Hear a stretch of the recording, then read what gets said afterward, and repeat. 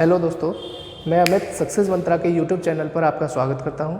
और आज की इस वीडियो में हम रिमाइंडर थ्योरम का अगला पार्ट मतलब successive remainder and consecutive remainder पढ़ेंगे। पहले उसका कॉन्सेप्ट पढ़ेंगे, फिर उसके रिलेटेड क्वेश्चन क्या क्या बन सकते हैं वो पढ़ेंगे। इससे पिछली वीडियो के लास्ट में हमने पढ़ा था नेगेटिव रिमाइंडर और उससे रिलेटेड क्वेश्चन भी करे थे, हमने प्रैक्टिस भी करी थी बहुत सारी। आज हम बात करेंगे कॉन्जिक्यूटिव का और सक्सेसिव रिमाइंडर की बात। तो पहले हम समझ लें कि कॉन्जिक्यूटिव क्या होता है और सक्सेसिव क्या होता है। कॉन्जिक्यूटिव रिमाइंडर को हम हिंदी में क्रमागत शेषफल कहते हैं और शेषफल और सक्सेसिव रिमाइंडर को लगातार शेषफल कहते हैं। तो आज हम पहले बात कर ले रहे हैं क्रमागत शेषफल। ये रिमाइंडर थ्योरम का ही पार्ट है, थोड़ा सा डीप में जा रहे हैं हम। तो यहाँ से क्वेश्चन एक बनाया अभी तक जो एसएससी के एग्जाम में इससे पहले एक क्वेश्चन बन चुका है पहले, तो इसकी हम बात करेंगे अभी।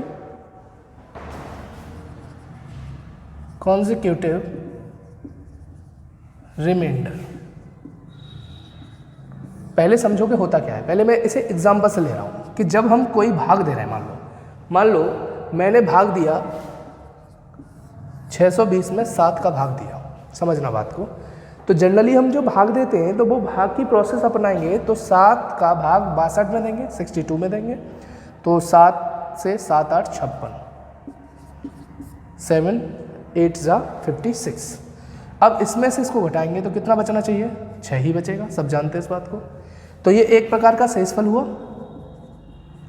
लेकिन यहाँ पर हम रुकते नहीं है, अगली जो पॉइंट है उसे जो डिजिट है उसे नीचे लाते हैं।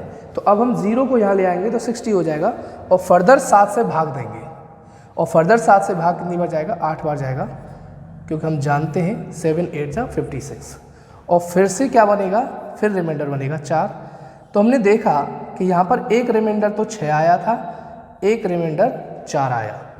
तो भाग देते वक्त जो रिमाइंडर बच रहे हैं, इन्हीं रिमाइंडर्स को 6 को एंड 4 को हम क्या बोलेंगे?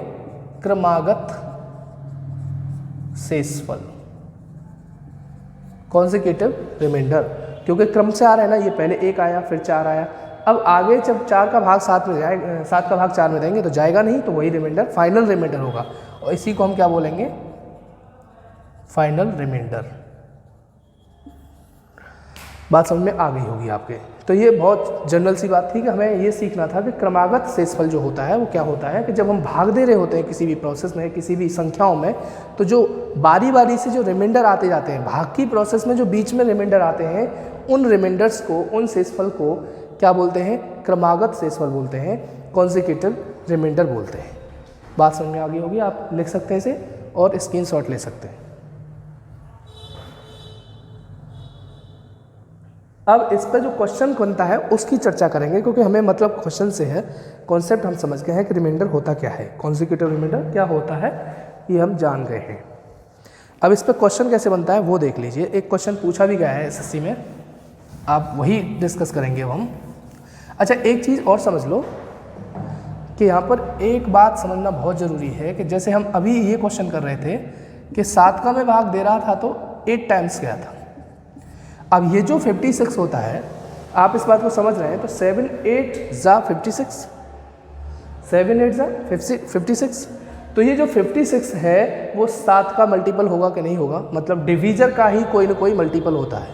तो यहाँ आने वाले जो संख्याएं होंगी, इनका जो संख्या के नीचे जो संख्या आती है, मतलब इनका मल्टीप्लाई करके, क्वोशिएंट का और डिवीजर का जो मल्टीप्लाई करने के बाद संख्या आती है, वो कहीं ना कहीं डिवीजर का ही क्या होती है? मल्टीपल होती है। ये तो हम जानते हैं, ठीक है। यही इसी पॉइंट का, इसी कॉन्सेप्ट का यूज़ करेंगे हम क्वेश्चन में। इसीलिए मैं पहले ही बता के चल रहा हूँ कि जब हम शेषफल निकाल रहे होते हैं तो यहाँ पर जो शेषफल आता है, मान लो अब शेषफल कितना आया? 6 आया। तो ये जो 6 शेषफल आया है ये रिमाइंडर कहलाएगा और ये भाजक का गुणज होगा, मतलब द मल्टीपल ऑफ डिवीजर, और ये संख्या होगी। अगर मैं इस संख्या में से इस शेषफल को घटा दूंगा तो मुझे क्या मिल जाएगा? भाजक का गुणज मिल जाएगा। 62 में से 6 घटाएंगे तो कितना मिलेगा? 56। और 56 कौन होगा? 7 का गुणज होगा। समझ में आ गई होगी बात। जब हम संख्या में से रिमाइंडर को घटाएंगे तो हमें कौन मिलेगा? डिवीजर का मल्टीपल मिलेगा। यही कॉन्सेप्ट हम आगे क्वेश्चन में लगाएंगे जब और ज़्यादा समझ में आ जाएगा।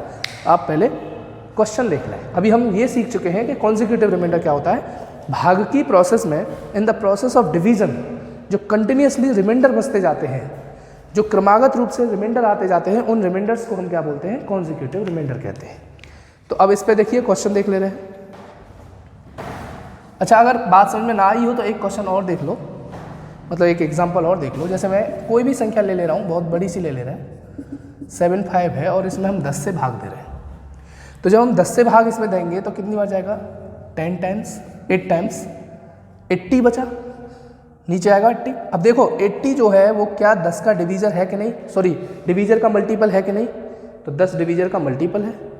अब यहाँ से 1 बचा तो इसे आप रिमाइंडर 1 कहेंगे। अब 1 यहाँ पर रुकेगा नहीं क्योंकि हमारे पास और अंक हैं, तो हम इसको 7 को नीचे ले आएंगे। अब हम 17 में भाग 10 का जाएंगे तो 1 बार जाएगा, तो यहाँ पर 10 आएगा, फिर से यहाँ 7 बचेगा। अब ये रिमाइंडर 2 कहलाएगा, दूसरा वाला रिमाइंडर हो गया, ठीक है। अब 5 उतारेंगे नीचे, अब 10 का फिर भाग देंगे, अब 7 बार जाएगा तो यहाँ पर 70 बचेगा, तो अब यहाँ पर 5 बचेगा।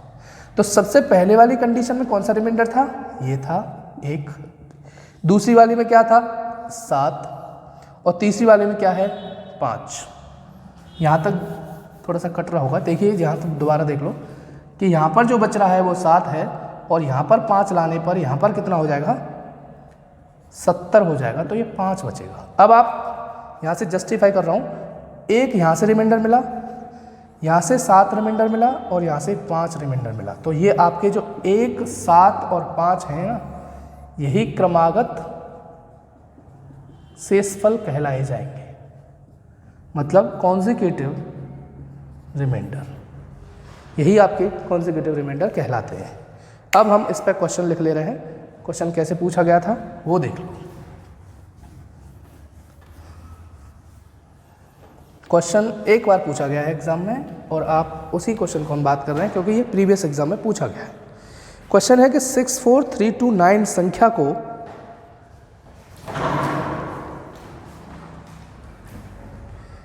क्वेश्चन है 64329 संख्या को 329 संख्या को भाग किसी संख्या से भाग दिया जाता है, को किसी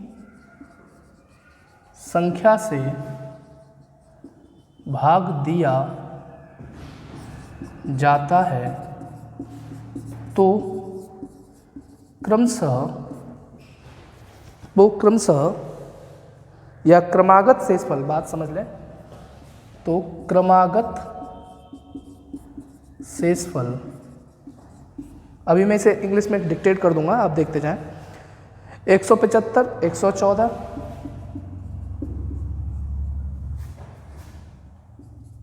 और 1, 2, 3, ये क्रमागत शेषफल है, सॉरी 213, ये प्राप्त होते, क्रमागत शेषफल प्राप्त होते हैं, तो भाजक बताओ। तो आपसे पूछा गया है कि इसका भाजक क्या होगा। क्वेश्चन को दोबारा समझ लो। 64329 संख्या को किसी संख्या से भाग दिया जाता है तो क्रमागत शेषफल ये और ये आते हैं, तो बताइए कि भाजक क्या होगा। ये क्वेश्चन हम इसी से करेंगे जो अभी हमने कॉन्सेप्ट पढ़ा था। तो देखो कैसे करेंगे, मैं इस क्वेश्चन को हटा दे रहा हूँ यहाँ से।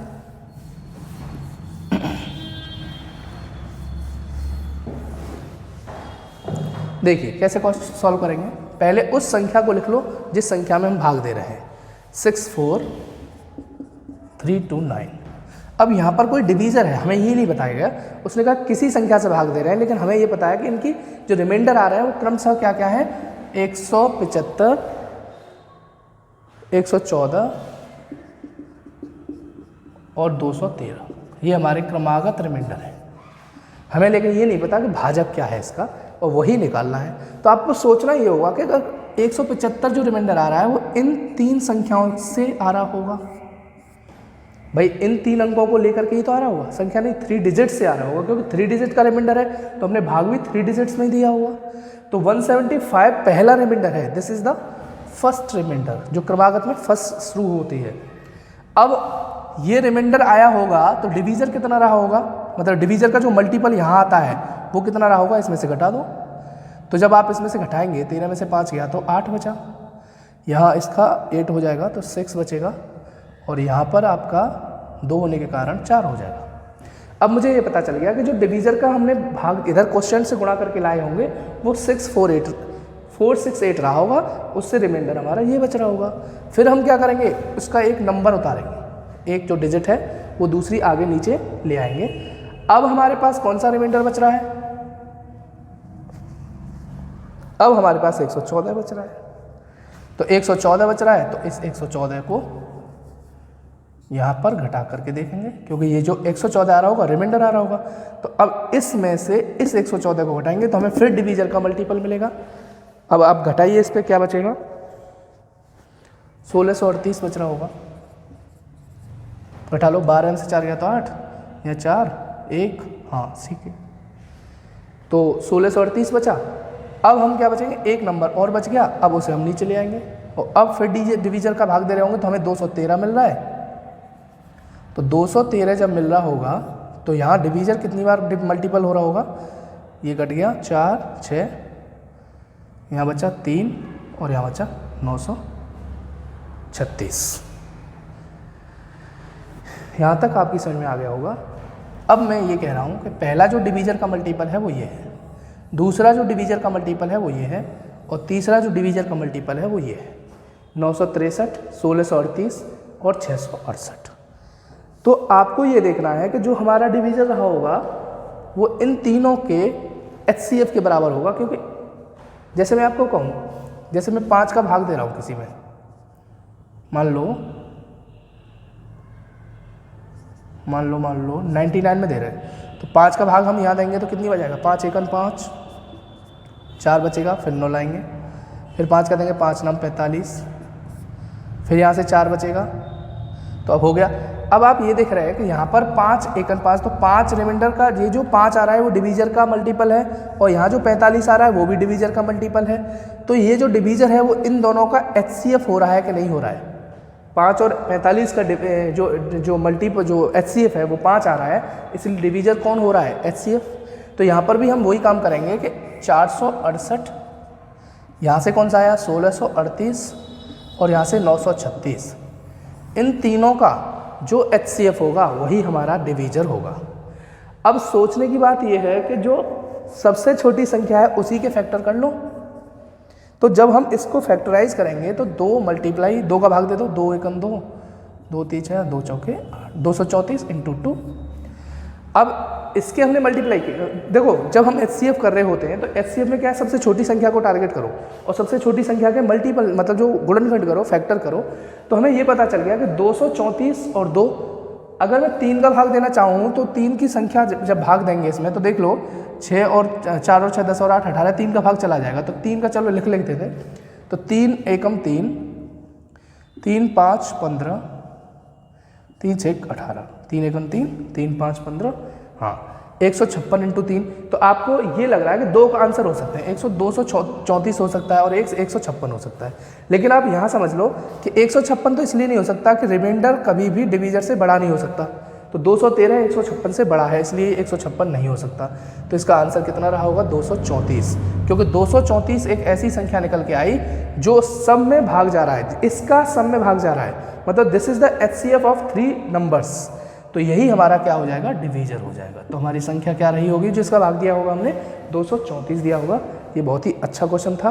हो सकता है एक बार में समझ में नहीं आया होगा, मैं दोबारा से रिपीट कर दूंगा जल्दी से, आप इसे स्क्रीनशॉट ले लें, लिख लें, है ना। मैं दोबारा से रिपीट कर दे रहा हूँ इसको। थोड़ा सा ट्विस्टेड क्वेश्चन है, अच्छा है, लेकिन कुछ टफ क्वेश्चन भी करना जरूरी है।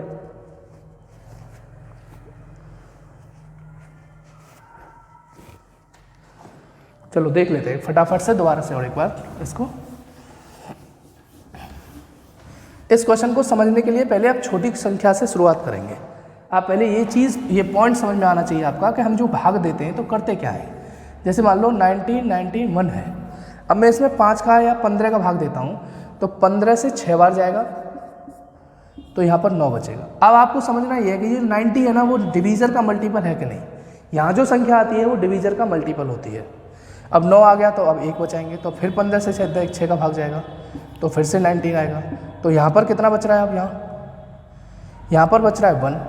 तो हमने ये देखा कि ये 19 है ना, इन दोनों का या तो HCF होना चाहिए आंसर जो डिवीज़र होगा, या उस HCF का मल्टीपल होगा, उस HCF का मल्टीपल होगा। तो याद यही रखना है कि जो हमारा डिवीज़र होगा वो उन मल्टीपल्स का HCF होगा या उसका फैक्टर होगा।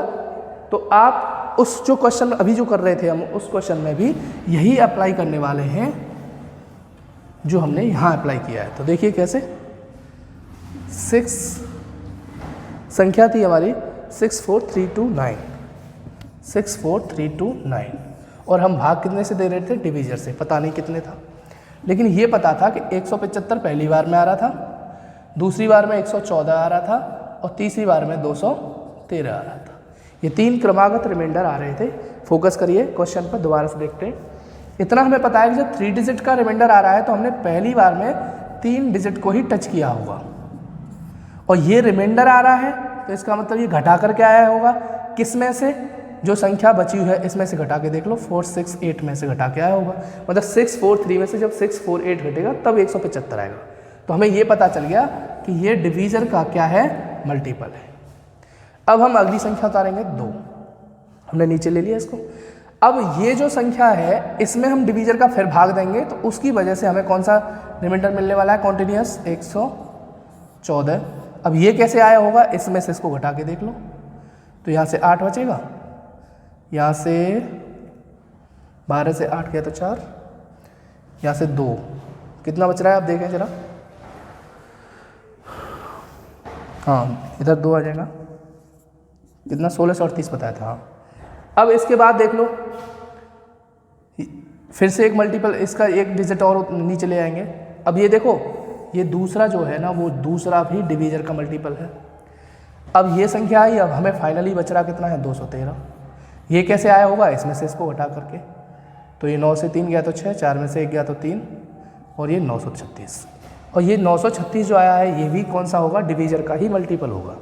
अब हमें डिवीज़र तक पहुंचना है, तो इन सब का क्या लेना पड़ेगा? HCF लेना पड़ेगा। मतलब ऐसी संख्या जिसका इन सब में भाग चला जाएगा वही तो डिवीज़र होगा। तो ऐसी संख्या कौन कौन सी हो सकती है? तो इसका HCF लेने के लिए सबसे छोटी संख्या को हम टारगेट करेंगे, और वो है 468। अब 468 के अगर मल्टीपल अगर हम फैक्टर करें, तो एक तो मैंने क्या कहा था, HCF का फैक्टर डिवीज़र होगा या खुद HCF होगा। तो HCF का हम फैक्टर करके देख ले रहे हैं। तो यहाँ पर फैक्टर, अब देखो 468 क्यों नहीं हो सकता? क्योंकि 468 इसका HCF नहीं है, इसलिए नहीं हो सकता।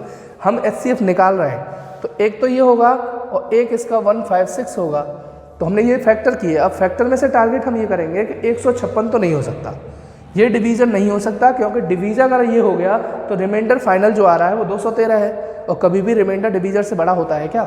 तो डिवीज़र से रिमाइंडर बड़ा नहीं होता, इसलिए 156 नहीं होगा। तो हमारा डिवीज़र क्या हो जाएगा? 234। अब देख लेना आप, 234 का इन तीनों संख्याओं में भाग जा रहा होगा, इसलिए ये फाइनल डिवीज़र होगा। आप इसे नोट कर लें, स्क्रीनशॉट ले लें, लिख लें। समझ में नहीं आता है तो कमेंट बॉक्स में मुझे पूछ लें। इससे एक ही क्वेश्चन बना है आज तक, और अगर आ भी सकते हैं तो यहाँ से आप टारगेट कर सकते हैं उन क्वेश्चंस को। ये क्वेश्चन आया हुआ है SSC के एग्जाम में, ये आप लिख लें फटाफट से।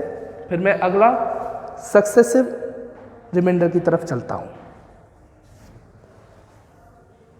चलिए अब हम बात करेंगे सक्सेसिव रिमाइंडर। ये थोड़ा इजी टॉपिक है, इस पे क्वेश्चन आपने बहुत देखे भी होंगे। उनके रिलेटेड ट्विस्टेड और इजी क्वेश्चन दोनों करके देखेंगे, प्रैक्टिस करेंगे। फोकस करिए। सक्सेसिव रिमाइंडर, और इसको हिंदी में कहते हैं लगातार शेषफल। ये आप सुन रहे होंगे, थोड़ा अजीब सा नाम है, लगातार शेषफल। और आज इसके बारे में बात करेंगे। तो रिमाइंडर जो सक्सेसिव रिमाइंडर है, पहले हमने पढ़ा कॉन्सेक्यूटिव रिमाइंडर, और अब हम बात कर रहे हैं सक्सेसिव रिमाइंडर की। तो सक्सेसिव रिमाइंडर में देखो होता क्या है कि जैसे कोई एक संख्या है, मान लो कोई संख्या ले रहे हैं 215, और इसमें हम अलग अलग डिवीज़र से भाग देंगे। और अलग अलग डिवीजर से भाग देने पर अलग अलग रिमाइंडर आएगा, जबकि इससे पहले वाले क्वेश्चन में सेम डिवीजर था और अलग अलग रिमाइंडर आ रहे थे। यही अंतर होता है, कॉन्जिक्यूटिव में डिवीजर सेम रहता है, जबकि सक्सेसिव में डिवीजर अलग अलग होते हैं, ये तय है। अब मैं 7 का भाग दे रहा हूँ इसमें, तो देखिए 7 से 3 बार चला जाएगा, चला गया, ठीक है, और 0, तो वैसे भी हमें पता चलेगा 210 हो गया, तो रिमाइंडर कितना बचा बेटा, 5 बचा। अब की बार इसमें, अब इस रिमाइंडर को हम कहाँ लिखेंगे, यहाँ पर लें। अब हम इसमें अगली किसी संख्या से भाग दे रहे हैं, मान लो 8 से दे रहे हैं, तो 8 से दिया तो 8 से 3 बार जाएगा, हाँ 3 बार जाएगा, तो 8 × 24, तो कितना बचेगा शेष, 6 शेष बचेगा। और फिर इस बार हम 2 से दे रहे हैं इसमें, तो 2 × 2, तो यहाँ पर शेष कितना बचेगा, 1। तो हमने ये जाना कि 7 का भाग देने पर 5 शेष बच रहा था, 8 का भाग देने पर 6 शेष बच रहा है, और 2 का भाग देने पर 1 शेष बच रहा है। तो डिवीज़र अलग अलग है और रिमाइंडर अलग अलग आ रहे हैं। तो इसमें ये जो फाइनल आता है, जो लास्ट में आता है, उसे बोलते हैं फाइनल क्वोशिएंट, मतलब अंतिम भागफल, इसे बोल सकते हैं आप फाइनल क्वोशिएंट। आप इस बात को समझ लें कि सक्सेसिव रिमाइंडर होता क्या है, यही सक्सेसिव रिमाइंडर है, यही लगातार, क्या कहते हैं इसको, लगातार शेषफल। मतलब अलग अलग डिवीजर से भाग देने पर अलग अलग शेषफल बचते हैं, तो उसी को हम सक्सेसिव या लगातार शेषफल कहते हैं। इसके रिलेटेड क्वेश्चन से हम बहुत ज़्यादा समझ पाएंगे। आप इसका स्क्रीनशॉट ले लें, लिख लें। मैं फिर क्वेश्चंस पे जा रहा हूँ यहाँ के तुरंत बाद, ठीक है, आप लिखें इसको। समझ गए होंगे आप। वैसे किसी संख्या में अलग अलग डिवीजर से भाग देने पर अलग अलग शेषफल आते हैं, उसी को हम लगातार शेषफल कहते हैं या फिर सक्सेसिव रिमाइंडर कहते हैं। और इसमें जो अंत में आता है उसे हम फाइनल क्वोशिएंट बोलते हैं, मतलब अंतिम भागफल बोलते हैं। तो इसके कुछ क्वेश्चन हैं जिन्हें हम टारगेट करेंगे, अभी लिख लीजिए आप।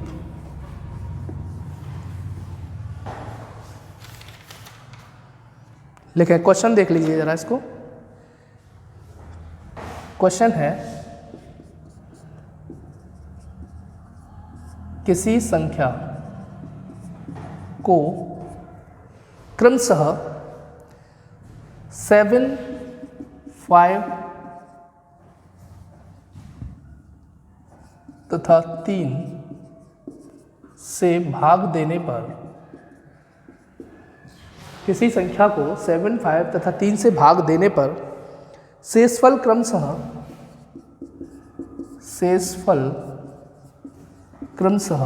अब देखो 3 डिवीजर हैं तो 3 ही शेषफल होंगे, तो शेषफल क्रमशः 5, 3, 2 आते हैं।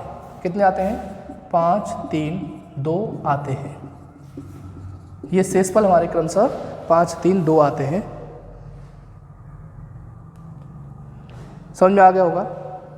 तो बताइए, इस पर मैं पहले सिंपल क्वेश्चन ले रहा हूँ, फिर इसको स्ट्रेट करेंगे, इन क्वेश्चनों में थोड़ा बदलाव लाएंगे। तो बताइए कि वह संख्या क्या है, यह क्वेश्चन आपसे पूछा गया होगा। अब इस क्वेश्चन को हम किससे करेंगे, सक्सेसिव रिमाइंडर से करेंगे। तो इसके लिए ये टेबल मेथड है कि आप इन सभी डिवीजर्स को एक तरफ से लिखिए कि 7, 5, 3, और इधर रिमाइंडर्स को लिख लीजिए 5, 3, 2। यहाँ तक होने के बाद यहाँ जो आता था वो फाइनल क्वोशिएंट आता था, मतलब अंतिम भागफल आता था। एक काम करें, पहले क्वेश्चन को लिख लो, फिर मैं ये स्पेस नहीं रहेगा, मैं इसे दोबारा से समझाता हूँ। क्वेश्चन को स्क्रीनशॉट ले लो या लिख लो जल्दी से, फटाफट, फास्ट।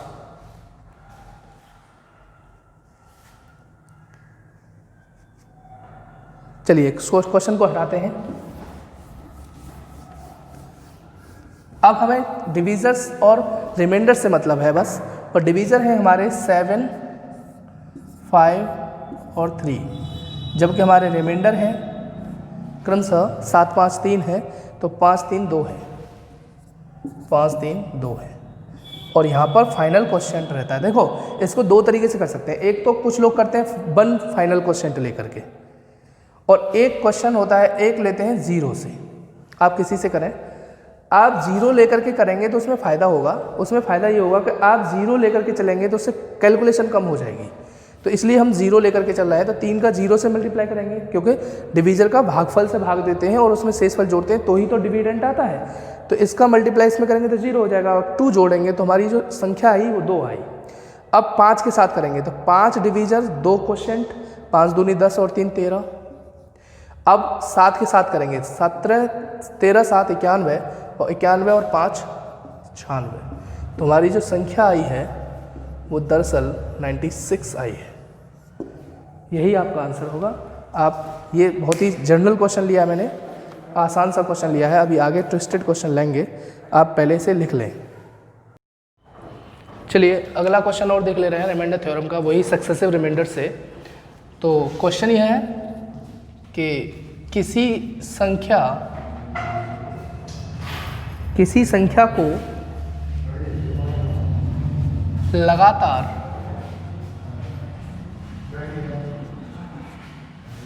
2 3 4 5 6 से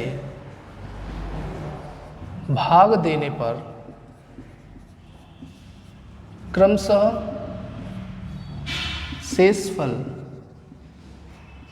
1 2 3 4 और 5 आता है, यदि इसी संख्या को 7 से भाग दिया जाए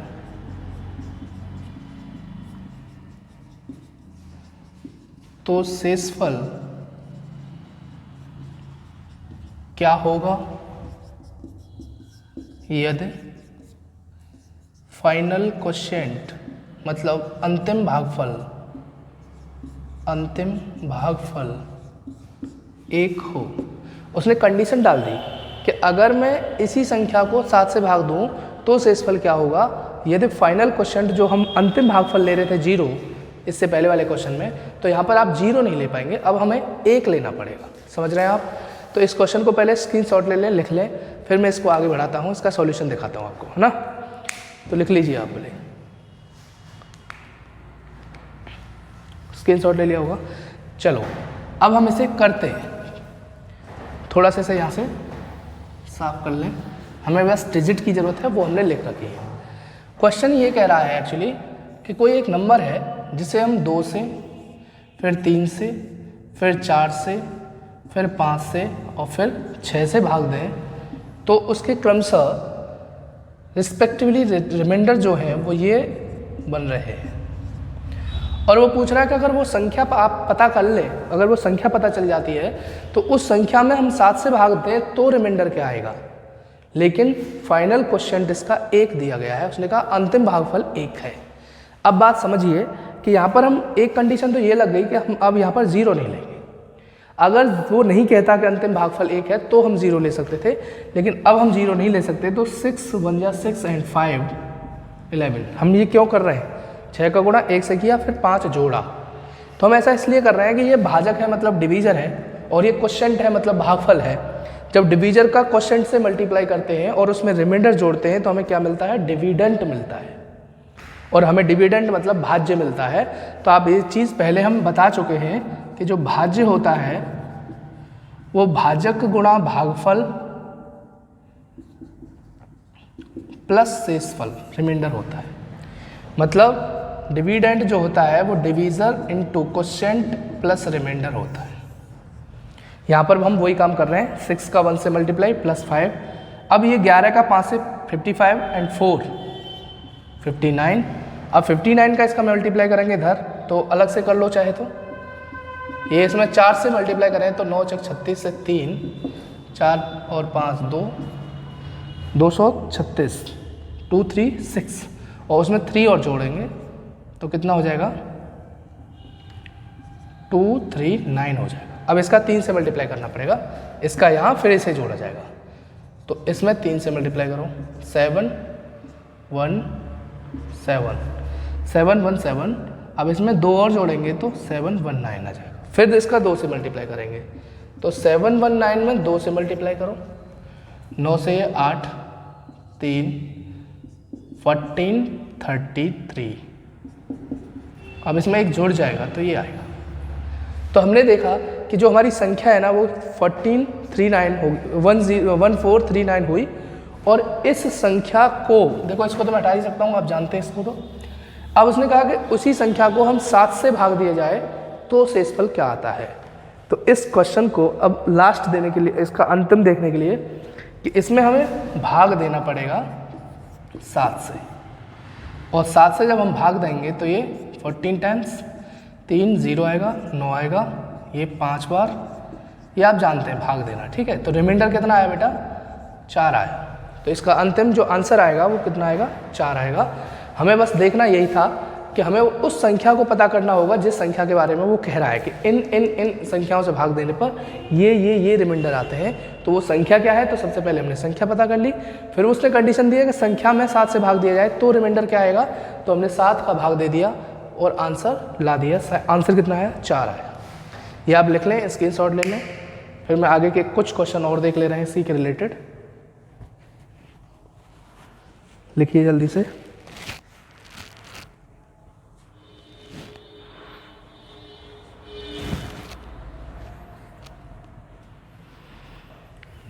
चलिए अगला क्वेश्चन देखो, इसी के रिलेटेड, सक्सेसिव रिमाइंडर से ही रिलेटेड है।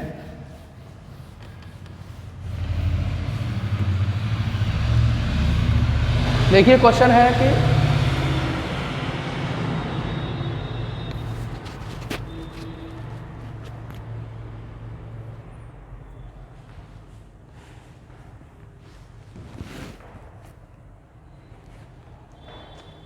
चलिए किसी संख्या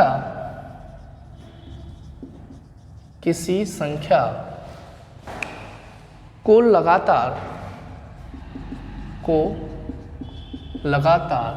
3 5 से भाग देने पर शेषफल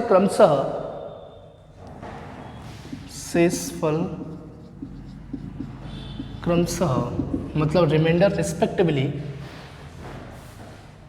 1 2 आता है। इसी संख्या को यदि 15 से भाग दिया जाए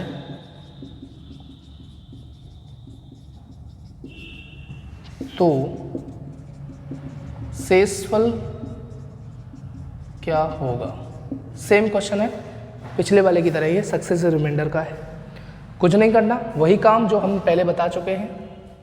तो देखिए, ये आप स्क्रीनशॉट ले लें, लिख लें यहाँ क्वेश्चन को, कि यहाँ पर कोई नंबर होगा n, हमें पता नहीं है, लेकिन ये पता है कि हम अगर इसे 3 से भाग दे रहे हैं और 5 से भाग दे रहे हैं तो रिस्पेक्टिवली नंबर जो आ रहे हैं, रिमाइंडर जो आ रहे हैं वो 1 और 2 आते हैं। तो मैंने ये बताया था कि नीचे फाइनल क्वेश्चन 0 मान के करेंगे, जब तक ना कहा जाए तो उससे कैलकुलेशन थोड़ी आसान हो जाएगी। तो इसलिए हमने 0 लिया। अब 5 का मल्टीप्लाई 0 से करेंगे तो 0, और 2 जोड़ेंगे तो 2। अब 3 से 2 का मल्टीप्लाई करेंगे तो कितना हुआ, 6 और 1 कितना हो जाएगा, 7। तो जो नंबर पूछा गया है वो कितना हो गया, 7। अब ये नंबर आपका 7 आ गया है, वो कह रहा है इसमें भाग दिया जाए कितने से, 15 से। तो नंबर में हम 7 से 15 में से भाग देंगे नंबर में, तो रिमाइंडर कितना आना चाहिए, स्वयं 7 आ जाएगा, क्योंकि इसका भाग जाएगा नहीं, और भाग नहीं जाएगा तो उस खुद संख्या ही रिमाइंडर हो जाएगा। तो आप समझ गए होंगे। तो इसीलिए इसका आंसर कितना आया, 7 आया। आप स्क्रीनशॉट ले लें, लिख लें। फिर मैं एक लास्ट क्वेश्चन और करा दे रहा हूँ सक्सेसिव रिमाइंडर का, फिर हम आगे बढ़ेंगे।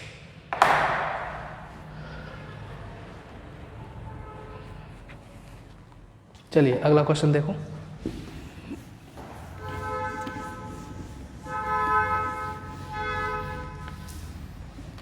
अच्छा, आपको ये लग रहा हो कि क्वेश्चन, फाइनल क्वेश्चन अगर 1 मान के भी कर सकते हैं तो उससे भी हो जाएगा। इसको एक बार देख लो, वेरीफाई कर ले रहे हैं। तो संख्या कौन कौन सी से भाग दे रहे थे हम, 3 और 5 से दे रहे थे, और रिमाइंडर क्या आ रहे थे, 1 और 2 आ रहे थे। तो अब मैं इसको 1 से भी कर सकता हूँ, आंसर वही आएगा। 1 और 2 ही थे ना, हाँ। तो 5 को मल्टीप्लाई 1 से करेंगे तो 5 और 2 7, और 7 का 3 से करेंगे तो 21, और 1 कितना हो जाएगा, 22। समझ गए होंगे। 5 1 जा 5 और 2 7, 7 3 जा 21 और 1 22।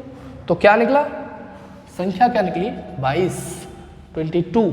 और इसमें हम भाग देना कितने से जा रहे हैं, 15 से, तो रिमाइंडर कितना आएगा, 7। इससे पहले वाले केस में भी 7 था, इसमें भी 7 है, तो आंसर हमारा वेरीफाई हो रहा है कि आप चाहे क्वेश्चन जो फाइनल क्वेश्चन है 1 मान के करें, चाहे फाइनल क्वेश्चन 0 मान के करें, आंसर समान आएगा। बस आपको देखना यह है कि 0 इसलिए लेना है कि कैलकुलेशन थोड़ी आसान हो जाएगी, गुणा कम करना पड़ेगा आपको। लेकिन क्वेश्चन में अगर कहता है कि फाइनल क्वेश्चन 0 नहीं है, 1 है, 2 है, 5 है, तो जो बोलेगा वही फाइनल क्वेश्चन लेकर के आगे चलना पड़ेगा। क्लियर? तो आप इसे नोट कर लें। इसका एक लास्ट क्वेश्चन और देख लें।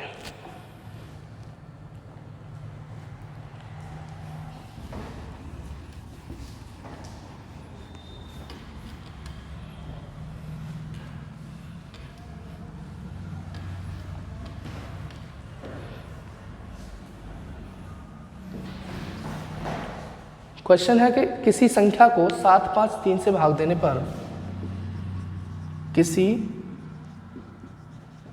संख्या को 7, 5, 3 से भाग देने पर 3 से लगातार भाग देने पर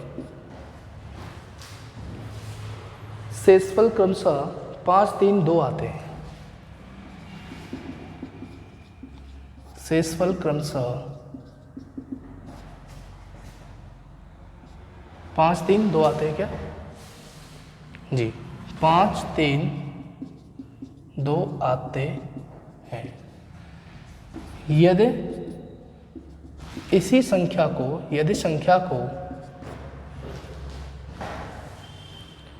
भाजकों के उल्टे क्रम से भाग दिया जाए, भाजकों मतलब जो डिवीजर हैं हमारे के उल्टे क्रम, रिवर्स ऑर्डर, उल्टे क्रम से भाग दिया जाए, रिवर्स ऑर्डर में भाग दिया जाए, तो शेषफल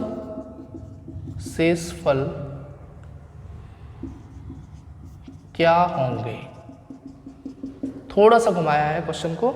वो कह रहा है कि कोई नंबर है, इसमें हम 7, 5, 3 जो डिवीजर हैं उनसे लगातार भाग दे रहे हैं, तो शेषफल कितना आ रहा है, 5, 3, 2 आता है। अगर इसी नंबर को डिवीजर के रिवर्स ऑर्डर से भाग दिया जाए, मतलब 3 से 5 से 7 से दिया जाए, तो रिमाइंडर क्या होंगे? तो क्वेश्चन घुमाया हुआ कुछ नहीं है, इसमें भी वही काम करना होगा। मतलब पहले हमें संख्या ही निकालनी पड़ेगी और संख्या निकालने के बाद जो पूछेगा, जो कह रहा होगा वही काम करना पड़ेगा। तो आप इसे देख लें, इसका सॉल्यूशन देख लें।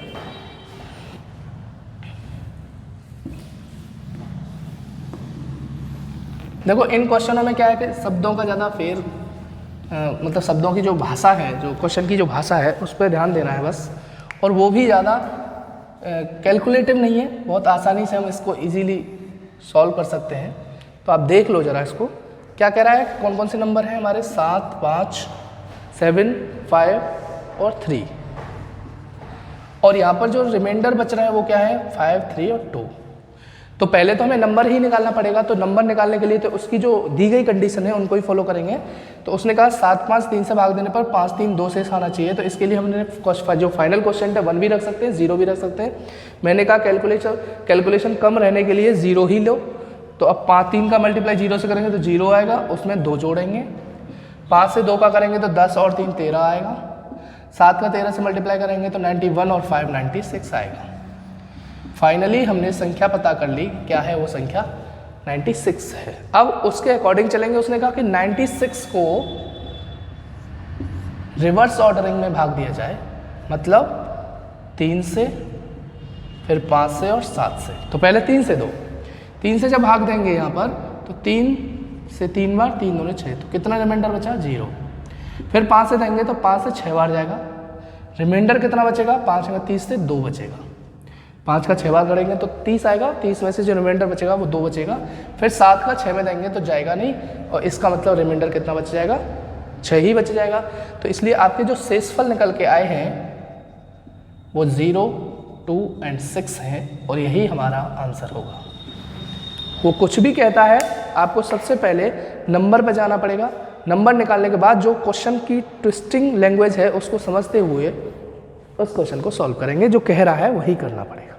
आप समझ गए होंगे बड़ी आसानी से, ये बहुत ज़्यादा टफ क्वेश्चन नहीं है, नंबर ही निकालना होता है।